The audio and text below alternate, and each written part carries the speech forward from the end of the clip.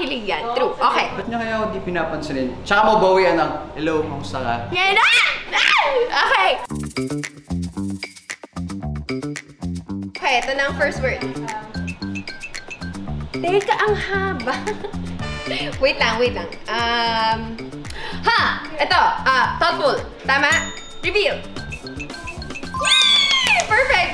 Oo nga naman. Gusto nga naman natin sa mga manliligaw natin yung thoughtful, di ba? Yung mga simpleng bagay. Maaalala ka nila, mga ganyan, mga sweet na mga good morning text. O kaya, mga pagsusulat ng mga love letters. Naku, nakakakilig yan. True. Okay. This is the second word. Teka. Tagalog ba to? Wait lang. Ha!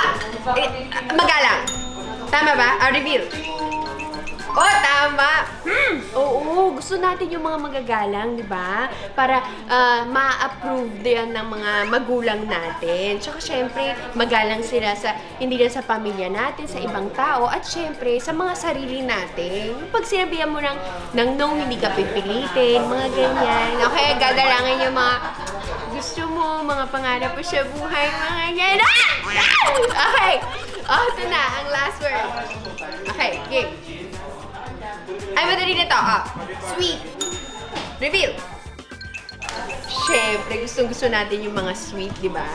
Ba't naman ayaw natin ng sweet? Gusto ba natin ng sour? O, gusto ba natin ng bitter? Siyempre, wag ganon. Sweet dapat. Kinikilig! So, ayun na nga, guys. At the end of the day, iba-iba pa rin tayo ng preference sa mga gusto natin, na qualities, ng mga magiging partner natin sa buhay. Pero laging tatandaan na, syempre, pag-isipan nating mabuti bago tayo pumasok sa isang relationship. Kasi, nasa huli nga daw yung pagsisisi. So, mas maganda rin huwag tayo magsisi, di ba? I-siyasatin natin na maigi ang ating mga manliligaw. At syempre, mag-pray din tayo kay Lord na mapunta sa atin ang ating perfect partner. So, thank you guys for watching!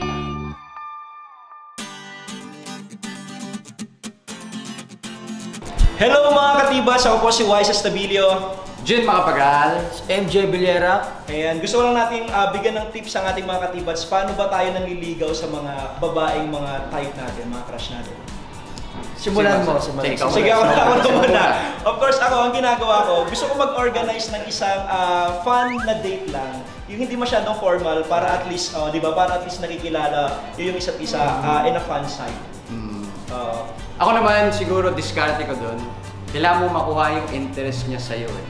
So, pwedeng pansinin mo lahat ng kaibigan niya, pero siya hindi mo muna papansinin. Tapos sa dulo, ba't niya kaya ako di pinapansinin? Tsaka mo bawian ng, hello, kamusta ka? Nice one! MJ, ikaw? Tsaka iparamdam nyo lang sa babaeng nililigaw niya na gustong-gusto niyo siya at kilalanin siya ng lubos. Ayun lang. Sana po panoorin niyo ang aming very special episode dito sa T-Bats po yan every Sunday after ng KMJS. T-Bats!